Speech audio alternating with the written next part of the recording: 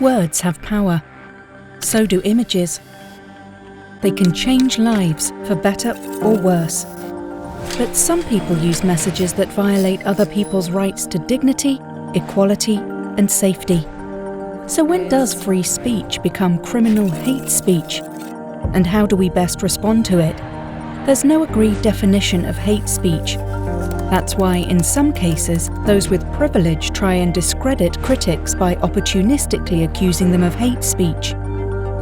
Usually, hate speech is classified as derogatory or discriminatory language towards an individual or group based on their religious beliefs, ethnicity, race, or nationality.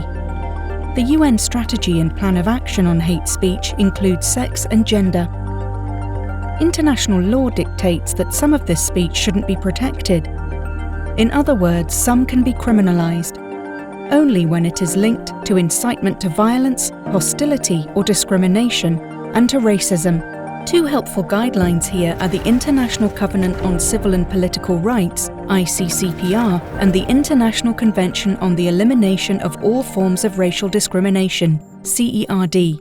Additionally, the United Nations Rabat Plan of Action on the Prohibition of Incitement to Hatred advises us at which point specific speech crosses the line into causing violence, hostility, or discrimination. These three instruments have helped lawmakers define and courts to assess whether speech qualifies as hate speech and what to do about it.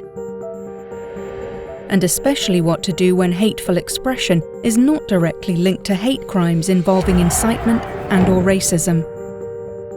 While internet companies today have to obey laws prohibiting hate speech, there is a question of how they interpret and implement these laws in practice.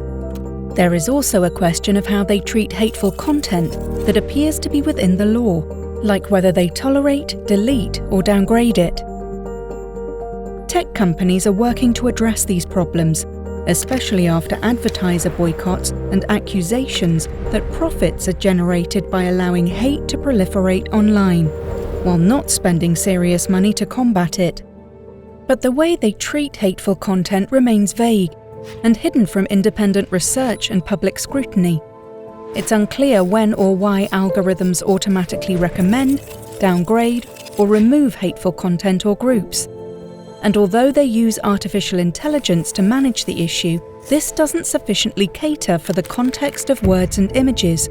The risk is that news reports on hate speech are caught in the net, while coded words and images for hate are not recognized. Another problem is inaction by the companies, even though with their data they can see when hateful content begins to scale to incitement and organizing of attacks. Key strategies to address this problem?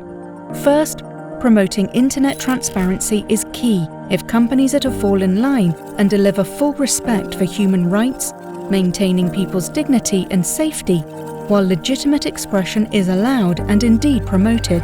Second, ensuring that journalists are free to report and expose hate speech, working without fear when they call out leaders and their followers who whip up anger through insulting stereotypes and memes. Third, supporting citizens through building their media and information literacy so they can recognize and respond to hate speech through critical thinking and human rights awareness.